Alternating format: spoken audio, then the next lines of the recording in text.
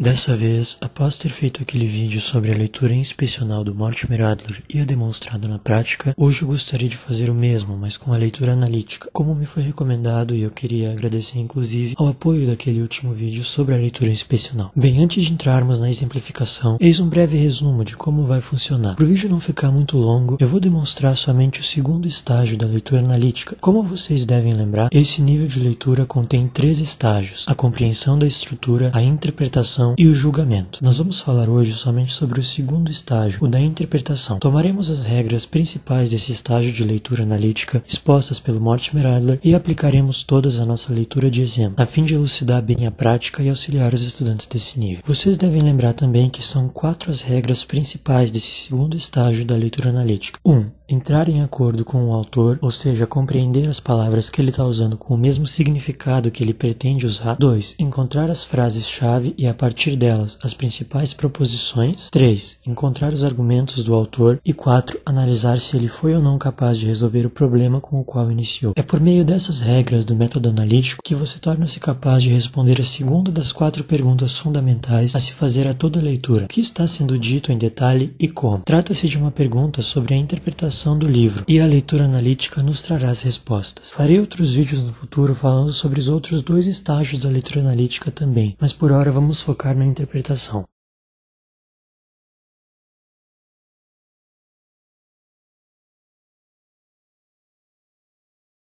O livro que escolhi para usarmos no exemplo prático é Os Problemas da Filosofia, uma obra sobre a teoria do conhecimento, ou epistemologia, por Bertrand Russell. Evidentemente, não vamos ler a obra inteira. Em vez disso, tomaremos somente uma pequena parte do primeiro capítulo apenas para ilustrar, e eu vou ler e seguir comentando com vocês, aplicando então o segundo estágio do método da leitura analítica. Vale lembrar também que antes de iniciar a leitura analítica, é ideal você já ter realizado a leitura inspecional da obra anteriormente, de modo que você já saberá de antemão informações sobre sua classificação, alguns pontos importantes, noções estruturais e etc. Não farei isso aqui no vídeo porque ele tem foco na leitura analítica apenas, mas eu realizei a leitura inspecional do livro em questão fora da gravação, de modo que já tenho esse importante conhecimento prévio. Como eu disse no início, eu já fiz um vídeo só sobre a leitura inspecional aqui no canal, tratando desse outro nível bem detalhadamente, e deixarei aí no card para quem tiver interesse de ver, ou então apenas visitando o canal. Então vamos passar para a prática. O capítulo número 1 chama-se Aparência e Realidade. O autor abre o primeiro parágrafo com o seguinte questionamento: existe no mundo algum conhecimento tão certo que nenhum homem razoável possa dele duvidar? Ele diz então que essa é uma pergunta difícil de responder. A partir daí ele define o que é o método filosófico. E aqui já entra a primeira observação que eu queria fazer sobre a leitura analítica. É sobre a segunda regra da leitura analítica mais especificamente. 2. Encontrar as frases-chave e a partir delas encontrar as principais proposições. Bem, o que são as frases-chave? Mortimer Adler define elas como sendo as frases mais importantes de um livro, certo? Mas o que determina isso? Como você pode localizá-las em meio a livros muitas vezes tão extensos? Bem, existem diversos indícios apresentados pelo Mortimer Adler, mas um deles é o seguinte: as frases mais importantes para o leitor serão aquelas que não lhe são imediatamente inteligíveis, isso é, aquelas que ele não compreende de cara. São aquelas frases que você lê por minutos e ainda assim sente que não entendeu ou que lhe apresentam conceitos inteiramente novos e revolucionários nas suas ideias. Pois bem, a observação que eu quero fazer é que frases-chave nesse sentido vão variar de leitor para leitor. Aqui, por exemplo, quando Bertrand Russell entra nessa definição do método filosófico, isso não é especialmente relevante para mim, particularmente na obra, porque eu já estudei a definição da qual ele está falando. O próprio Adler define o método filosófico de maneira muito semelhante no Como Ler Livros. Então, quando eu vejo essa ideia sendo exposta novamente e da mesma maneira em outro livro, ela já é do meu conhecimento e eu não aprendo nada novo com ela. Posso, portanto, lê-la rapidamente. Mas vamos supor que eu fosse um completo leigo no método filosófico e me deparasse com esse trecho. Ora, ele seria uma frase ou passagem chave para mim, porque me apresentaria um conceito novo, algo do qual eu não sabia, de modo que meu conhecimento se expandiria com ele. Nesse cenário, se eu sentisse que fosse de importância, como realmente é nesse caso, eu tomaria notas do termo método filosófico com a definição do autor ao lado, como eu fiz no tempo que li a mesma coisa vinda do Adler, e portanto não preciso fazer novamente agora. Nisso de termos, já caímos também na primeira regra do segundo estágio da leitura analítica, sobre entrar em acordo com o autor. Essa Essa regra sugere que você e o autor devam fazer uso das palavras possuindo o mesmo sentido. Por exemplo, se ele disser os sonhos são fenômenos incríveis, se referindo à palavra sonhos no sentido daquilo pelo que passamos quando dormimos, e o leitor entender a palavra no sentido de sonhos que temos para o futuro, nossos projetos a realizar e etc., teremos uma confusão gramatical que tornará impossível o entendimento de ideias entre os dois. A palavra sonhos precisa ser utilizada no mesmo sentido por ambos autor e leitor, mas voltando ao caso no livro, temos o termo ou expressão método filosófico, que acabou de ser definido pelo autor e que talvez seja novidade para algum leitor. Se for o caso, Mortimer Adler recomenda realmente tomar notas. Ele até cita o cenário no qual o leitor pode escrever as palavras mais importantes aprendidas numa leitura com os significados ao lado, e é crucial fazer isso mesmo. No meu caso, novamente, eu não precisaria, porque já entendo esse conceito. Ele não me eleva mais intelectualmente, mas pode elevar outros. Resumindo, 1. As frases-chave ou passagens-chave de um livro vão variar de leitor para leitor, dependendo do conhecimento anterior que cada um possui sobre aquela área. 2. Não esqueça de se esforçar ao máximo para compreender os termos no mesmo sentido que o autor quer que você compreenda, e até anote os significados dos termos mais importantes se for necessário. Desse modo, a compreensão será aumentada em 1000 vezes, especialmente porque o autor geralmente vai utilizar os termos mais importantes mais de uma vez, e você precisa estar a par deles. Depois dessa definição do método filosófico, o autor segue dizendo no parágrafo 2: na vida cotidiana, admitimos como certas muitas coisas que depois de um exame mais minucioso parecem-nos tão cheias de contradições que só um esforço de pensamento nos permite saber em que realmente acreditar. Agora, uma nova observação, ainda sobre a segunda regra, a das frases-chave e proposições, mas dessa vez falando das proposições, que seriam basicamente os componentes de uma frase no caso de frases mais complexas, e também o significado das frases. O Mortimer Adler indica 2 métodos principais para você verificar se realmente compreendeu uma proposição. O primeiro seria por meio de imaginar experiências possíveis relacionadas à proposição ou pensar e relembrar experiências reais.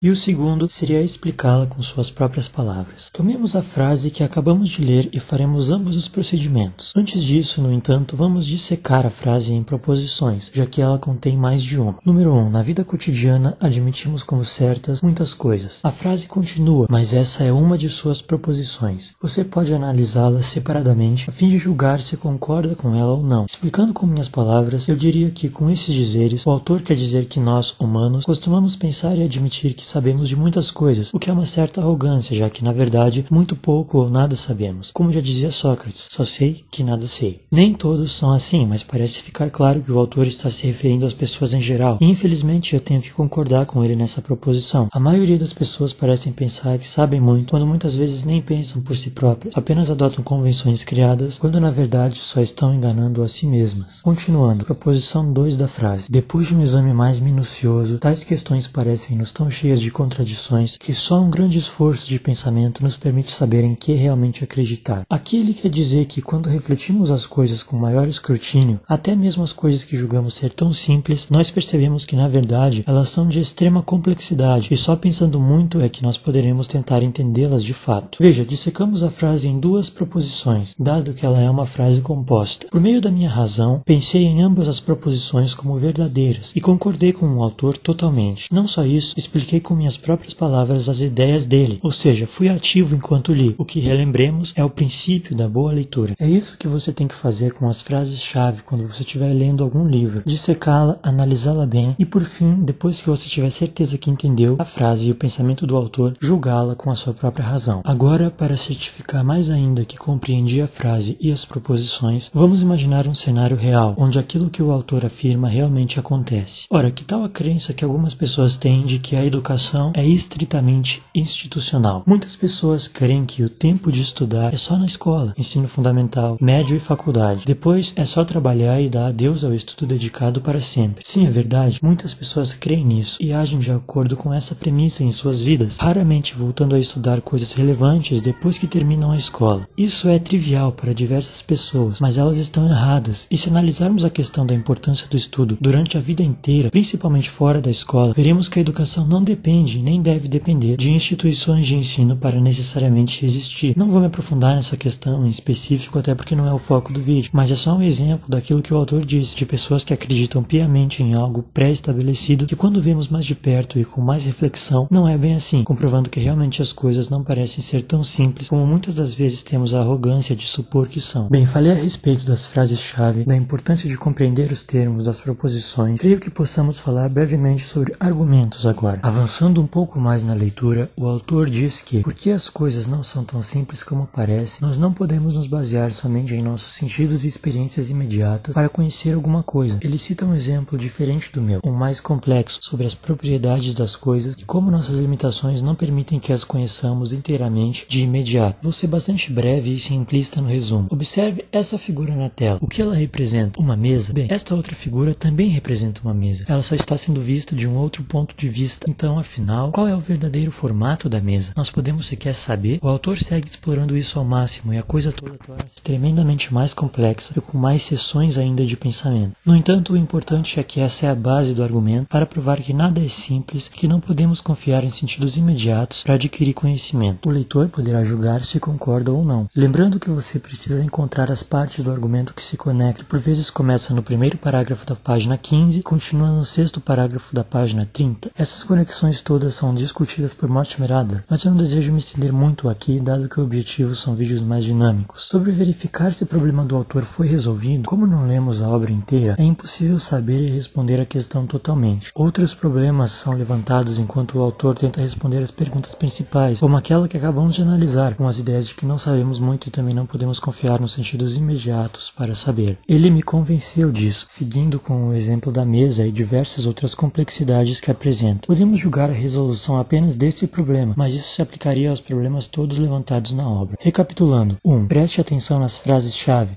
lembrando que o livro poderá ter frases mais importantes diferentes para cada leitor. 2. Entenda as palavras mais importantes no mesmo sentido que o autor, isso é, entre em acordo com ele, chegando a anotar se necessário. 3. Disseque as frases mais complexas em suas diferentes proposições, a fim de julgá-las com precisão. 4. Localize os argumentos e, após compreendê-los, pondere se deve concordar com eles ou não. E, por último, fique atento aos problemas que o autor levantou e resolveu e aqueles que não, seja por ter admitido não saber ou por alguma outra razão. Bem, esse vídeo foi bastante breve, pois creio que vídeos extremamente longos podem se tornar cansativos, mas acaba que muitas coisas sobre esse segundo estágio da leitura analítica eu acabo por não mencionar. Desse modo, proponho-me a fazer novos vídeos sobre esse nível eventualmente, com mais exemplos, novos insights, falando sobre mais coisas. Mas por hora, eu espero ter podido ajudar pelo menos um pouco e vejo vocês em outra oportunidade. Tchau, tchau.